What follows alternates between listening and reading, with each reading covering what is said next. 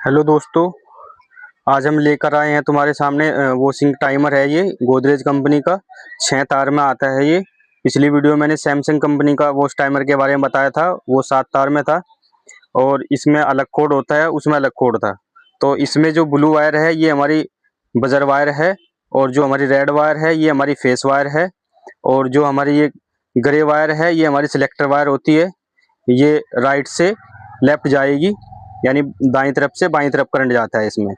और जो सबसे इसमें बाईं तरफ जो है ये ब्राउन कलर की वायर है ये दोनों, और जो हमारी राइट साइड में यानी दाईं तरफ है सिलेक्टिव वायर है, ये दोनों की दोनों वायर हमारी सिलेक्टर की हो जाएंगी। यानी करंट हमारा लाल से एंटर करेगा इसमें और इससे इस वाली वायर से बाहर निकल जाएगा और ये ब्राउन कलर के साथ मैच होकर के सिलेक्टर पर लग करके करंट चला जाएगा और इन दोनों वायर में से बाहर निकलेगा, पीली पीली वायर में से। यानी ये दोनों हमारी मोटर की वायर है। तो दोस्तों, ऐसी इंटरेस्टिंग वीडियो को देखने के लिए हमारे चैनल को सब्सक्राइब करते रहना और वीडियो को लाइक करना, शेयर करना। तो ये हमारा गोदरेज कंपनी का वॉश टाइमर है। मैं आपको दोबारा से फिर बता देता हूँ।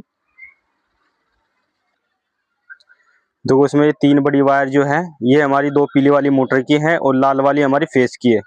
और जो ये नीले वाली वायर है ये हमारी बजर की होती है और इसके बराबर में रेड वाली फेस की मैंने आपको बताया है। और ये 2 वायर जो हमारी सिलेक्टर की वायर होती है, दोनों में पिन लगी हुई है। ये दोनों हमारी सिलेक्टर की वायर है।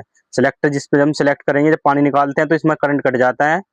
गोदरेज में क्या होता है कि जब पानी निकालते हैं तो मोटर स्पिन वाश वाली बंद हो जाती है, क्योंकि इन दोनों को आपस में ये कट कर देता है करंट यहाँ से। तो दोस्तों, ऐसी इंटरेस्टिंग वीडियो देखने के लिए हमारे चैनल को सब्सक्राइब करें, वीडियो को लाइक करें, शेयर करें। थैंक यू दोस्तों।